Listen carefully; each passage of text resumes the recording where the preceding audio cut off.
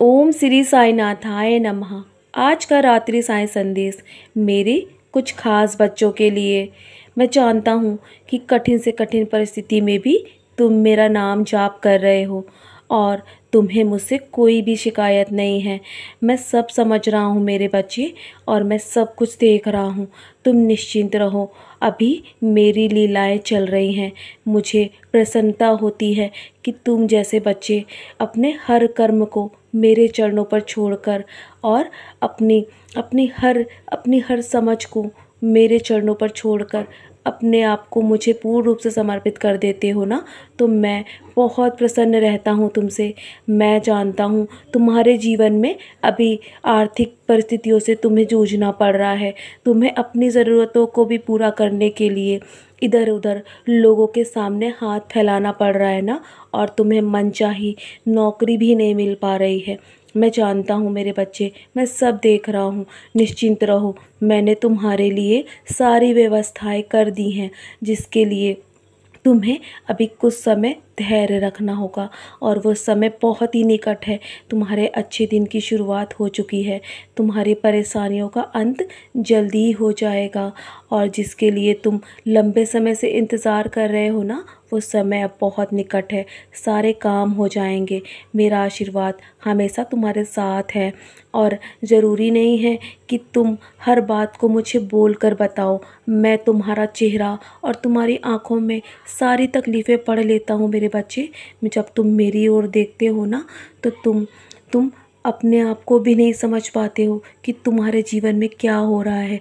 क्योंकि कभी कभी इंसान को अपने जीवन में जो कुछ भी हो रहा होता है ना, उसके बारे में इतना भ्रमित हो जाता है कि उसका मन बहुत कुछ सोचने लगता है, लेकिन वो भूल जाता है कि ये सब मेरी लीला है और मेरी इच्छा के अनुसार ही सब कुछ हो रहा है।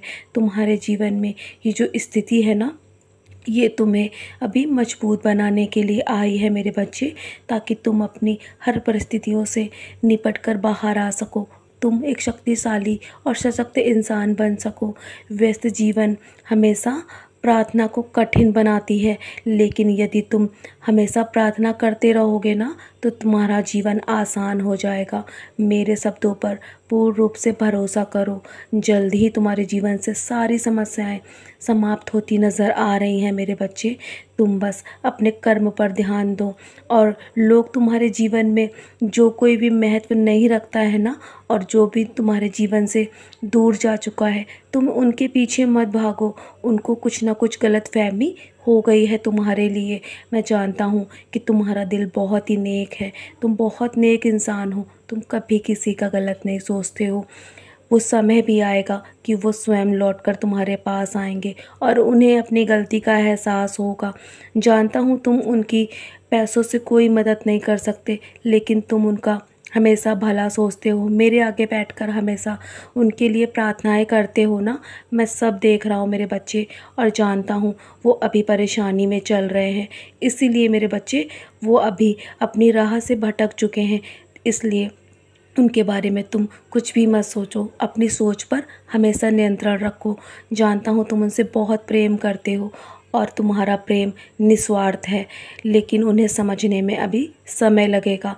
क्योंकि भटकाव हर किसी के जीवन में आता है, और उतार चढ़ाव भी आता है मेरे बच्चे। तो तुम निश्चिंत रहो। तुम बस इसी प्रकार अपने लिए भी प्रार्थना करो और दूसरों के लिए भी। और तुम जब दूसरों के लिए प्रार्थना करते हो ना, तो तुम्हें अपने लिए कुछ भी मांगने की आवश्यकता नहीं पड़ेगी। तुम्हारा हर काम साकार होगा। तो चलो, बहुत रात हो गई है ना, सोने की तैयारी करो। सोने से पहले उदी का सेवन अवश्य करना। हो सके तो अपने माथे पर भी उदी का टीका करना, और मेरे 11 वचन पढ़ के ही सोना मेरे बच्चे। बाकी सब मेरे चरणों पर छोड़ दो। मैं जाग रहा हूँ तुम्हारे उज्जवल भविष्य के लिए, और तुम्हें अपनों की भी चिंता करने की आवश्यकता नहीं है। उन्हें भी मैं स्वयं संभालूंगा। चलो अब सो जाओ, कल के लिए बहुत अधिक कर्म करने हैं तुम्हें। सदा खुश रहो मेरे बच्चे, मेरा आशीर्वाद तुम्हारे साथ है।